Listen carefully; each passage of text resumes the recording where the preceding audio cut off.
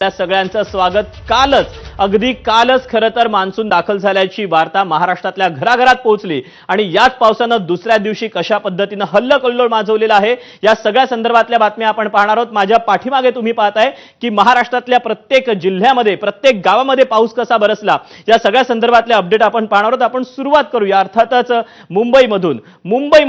मुंबईची मेट्रो जी aqua line metro होती ती कशा पद्धतीने चर्चेत आलेली होती, मोठा गाजावाजा करत त्याचं उद्घाटन करण्यात आलं, परंतु या ॲक्वालाईनची पूर्ण पोलखोल या पहिल्याच पावसानं केलेली आहे। वरळी नाकाचे जे स्टेशन आहे त्यामध्ये संपूर्ण पाणी झालेलं होतं। त्यानंतर पुढे मुंबईची लोकल, खरं तर मुंबईमध्ये पाऊस मोठ्या प्रमाणात बरसला आहे कसं ओळखायचं तर मुंबईची लोकल, मुंबईची जनवाहिनी जी असते ती ठप्प झाल्यानंतरच मुंबईत पाऊस जोरदार बरसला असं समजलं जातं, परंतु पहिल्याच पावसात मुंबईची लोकल देखील काही अंशी ठप्प झालेली होती। तिन्ही मार्गावर लोकलच्या मोठा खोळंबा झालेला होता। जे चाकरमानी आहेत, जे नोकरदार वर्ग आहेत, जे रोज प्रवास करणारे असतात त्या सगळ्यांना या पहिल्या पावसाचा फटका बसलेला होता। तिन्ही मार्गावर लोकल सध्या उशिराने धावत आहेत।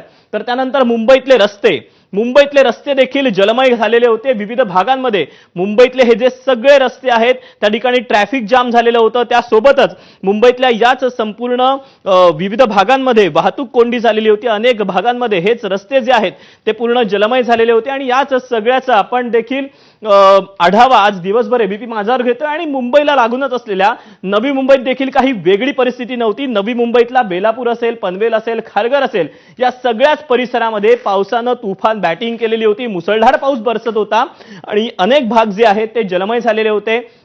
रेल्वे वाहतुकीला देखील मोठा फटका बसलेला होता। जो मोठ्या प्रमाणामध्ये नोकरदार वर्ग आहे त्यांना देखील नवी मुंबईतून मुंबई गाठण्यासाठी, नवी मुंबईत पुन्हा पोहोचण्यासाठी मोठी कसरत करावी लागली होती।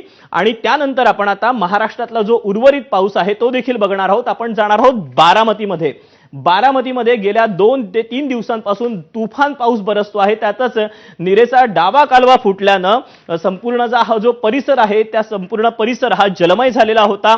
अनेक गाड्या अडकलेल्या होत्या, अनेक लोकांच्या घरामध्ये देखील मोठ्या प्रमाणात पाणी गेलेलं होतं।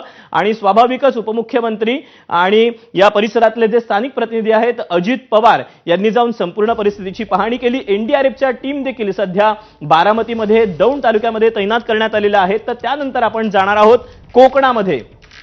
रायगडमध्ये देखील सध्या रेड अलर्ट जारी करण्यात आलेला आहे। रायगडच्या अनेक भागामध्ये याच पावसानं तुफान असं थैमान घातलेलं होतं। पिकांचं, शेतीचं देखील मोठ्या प्रमाणात नुकसान झालेलं होतं। आणि सध्या तरी पावसानं काहीशी रायगडमध्ये उसंत घेतलेली असली तरी रायगडमधल्या अनेक भागामध्ये विक्रमी अशी रेकॉर्ड ब्रेक पावसाची नोंद झालेली आहे। त्यानंतर आपण सोलापुरात जाऊया। सोलापुरात देखील असाच पाऊस बरसलेला होता। अनेक नदी नाले दुथड्या भरून वाढलेले होते। तर पंढरपूरमध्ये देखील अनेक मंदिरं जी आहेत ती मंदिरं देखील पाण्याखाली गेलेली आहेत। त्यानंतर आपण रत्नागिरीत जाणार आहोत। रत्नागिरीमध्ये जगबुडी जी नदी आहे त्या जगबुडी नदीला सध्या पूर आलेला आहे। प्रशासनाकडून सतर्कतेचा इशारा देण्यात आलेला आहे। आणि त्यानंतर आपण साताऱ्यात जाऊयात। साताऱ्यातली ही दृश्य जी आहेत ही तुम्ही दिवसभर टीव्हीवर पाहिलेलीच असतील। हीच दृश्य पुरेशी बोलकी आहेत। माणमधली ही सगळी दृश्य आहेत। रस्त्यांची कशी दैना झालेली आहे आज पहिल्याच पावसामध्ये हे आपण पाहिलं। आणि या जो तरुण आहे या तरुणाला खांद्यावर चक्क दुचाकी उचलून घेऊन जावी लागलेली आहे। त्यामुळे अशा पद्धतीनं पहिल्याच पावसानं संपूर्ण महाराष्ट्राला कसं झोडपून काढलेलं होतं याच सगळ्या संदर्भातल्या बातम्यांचा आपण आता सविस्तरपणे आढावा घेऊया।